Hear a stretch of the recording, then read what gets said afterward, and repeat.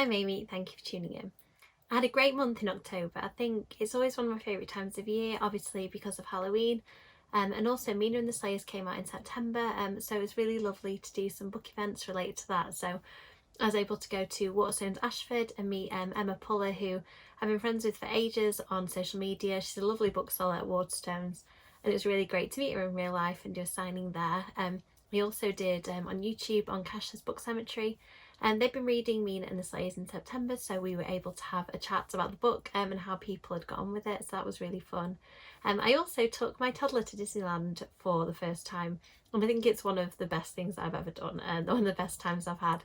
He absolutely loved meeting the characters, and we went on lots of rides together. It was just really special. So it's amazing that I managed to get any reading done in October with all of that going on, but I did, and I managed to do 4 readathons. I took part in Gothtober, Vampathon, Spoopathon and halloweekend. Would highly recommend all of them, or maybe recommend doing 4 in one month. It was quite hard to keep track of all the prompts. I had a lot of fun and I enjoyed watching all the content created by the people involved. I'll link below in case you're interested in following those people, and you can check out the readathons for next year as well. So to the book that I read this month. First I read Kind of Comfy 2, Friendo Lives. This one was a really anticipated read for me. I absolutely adored the first book and I really enjoyed this one too. I was so glad.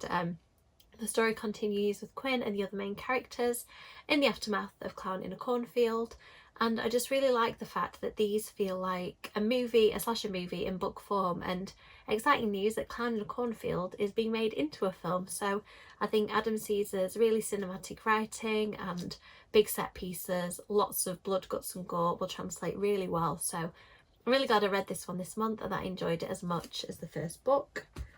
Next, a book that's been on my TBR for a few times and I finally read it, Waking the Witch. This was a very creepy book about a girl who goes in search of her missing mother and finds out a lot about herself and about her past. I thought that the witchcraft mythology was great in this book. It had really interesting links to Arthurian legend, and I wasn't quite sure. I'm going to have to do some research. I wasn't quite sure which bits Rachel Burge had made up and which parts were taken from the legend, which I really like that when kind of fiction, reality, myth, it all blends in together. And I thought that the setting was brilliant in this book. It was very evocative and atmospheric, and I liked the relationships between characters too and how different relationships developed. Another book that I read and thought was absolutely brilliant this month was The Big Wolf Conspiracy by Dash Roberts.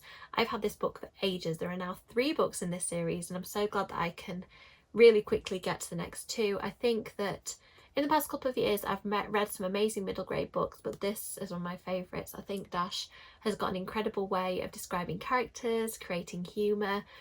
It's spooky and intriguing and mysterious, but just with this great group of people that you really root for. I had no idea where it was going, and I thought that it was really inventive that the main character is sort of really into conspiracy, which I've not really read in a book before. And I just liked the whole premise of the plot and the direction the plot went in. I'm not going to say any more because I can feel spoilers on the tip of my tongue, but I'd really recommend this as a spooky middle grade read. It's absolutely superb.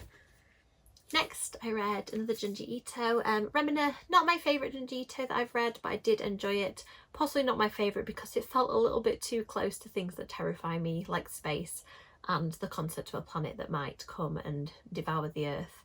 I love the idea, which comes quite at the early beginning of the book, so it's not too much of a spoiler, that there is a girl who the planet is named after, so when things start going wrong with the planet, she kind of gets blamed. I think it's interesting what Junji Ito how he often uses female characters. I'm not quite sure in this one exactly what the point was that was trying to get across, but it was a theme I've kind of seen coming up, things happening to female characters and them being blamed for things, so I'll be interested to see how that folds in other books because I haven't quite figured out how I feel about it yet. But in the things that I really liked about it, after waffling on there, I hope you know what I mean, the things I really liked about it were, I think Junji Ito is incredible at these like shocking moments, building twists into the plot and kind of building towards like really big kind of creepy and horrifying like set pieces, which are captured beautifully in the artwork. So I still would recommend this. There were just a couple of things about it, as you can probably tell from the way I explained it, that I found a little bit odd and wasn't as keen on as some of the others. Next up, The Lighthouse, another really anticipated read for me. I adore Red Eye books. I adore Alex Bell's Red Eye books in particular. So this one I've been really excited about. In it, the main character reluctantly goes on a trip to a lighthouse with her family, and creepy and terrible things start happening. I loved, like Waking the Witch actually, I love the mythology in this one. I really liked the fact that it felt very believable, but also kind of got increasingly dark and sort of unpredictable and quite outlandish in places. But there's something about Alex Bell's writing, she really knows how to scare me, and there's something in the way she writes characters. She chose this remote setting, she chose him, as you can see from the cover, creepy birds definitely featured. It ticked all the horror boxes. I think if you want to read Red Eye books, I would highly recommend Frozen Charlotte, Charlotte Says, and this one that Alex Bell has written. Next we have my continuing fascination and enjoyment with the True Blood books. Dead in the Family was the latest in the Fictional Hangovers read-along book club that we've been doing this year. And I think these books are so fun if you like vampires. It has that slightly cosy feel, the sort of small town feel, and also always has really compelling mysteries and can get quite dark. I think that also the kind of like love interest characters I always really like Alcide and Eric. I liked them in the TV show.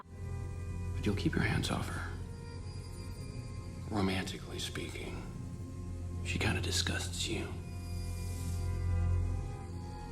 I really like them in the books too. So these are just something that I look forward to every month. There's something really fun that I can kind of get immersed in and just use as a real escapism. So I'm going to have to find something to replace it next year, I think. Another really good series to read. And next, one of the new favourites I found, My Heart's a Chainsaw. Quite a few people have recommended this. Lizzie, one of my friends who's a YouTuber, recommended it. I'll link to her channel in the description.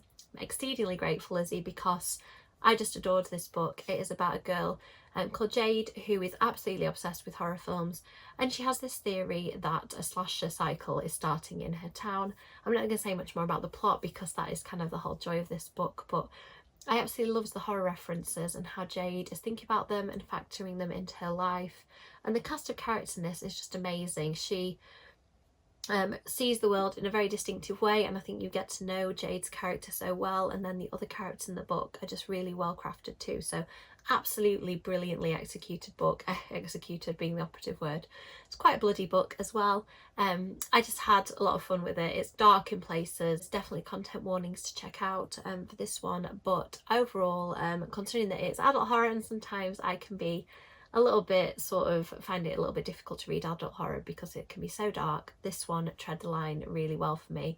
Absolutely loved it. Can't wait to read more Stephen Graham Jones. I've read The Last Final Girl already, Last Final Girls it might be called, and thought that was amazing, so I'm really excited to read more by this author. I also read another book that I was incredibly excited about and was really lucky to get an early copy of, and that is In Nightfall by Suzanne Young. In Nightfall is described as Buffy meets the Lost Boys, but I would describe it as very much a Lost Boys retelling.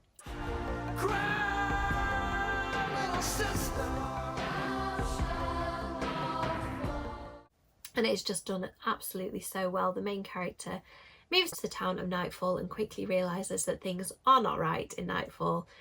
And I just had so much fun. It felt very much like I was just in the Lost Boys, but with some kind of modern touches and a lot of like gender flip characters.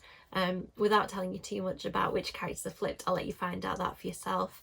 I thought it was really well done and kind of brought it in line with modern times, and also I loved the fact that a layer of mythology, which isn't in the film, was kind of built in to explain why this particular town is like it is. So I adored it. I thought it was brilliant. I think it comes out March next year, so I'd really recommend pre-ordering. I'm sure as soon as you've seen the cover, you'll want to pre-order it as much as I did because it's beautiful. I read an ebook copy, but I will be ordering a physical copy just because it looks really gorgeous, the finished cover. So I think that's it for the books that I read this month, and thank you so much for watching. Please let me know what you read in October. Are there any spooky reads that you think I would like? Let me know in the comments as well if there's anything that I read that you are interested in. As always, likes and subscribes are really appreciated, and I hope you'll check out my future videos. Thank you so much. Bye.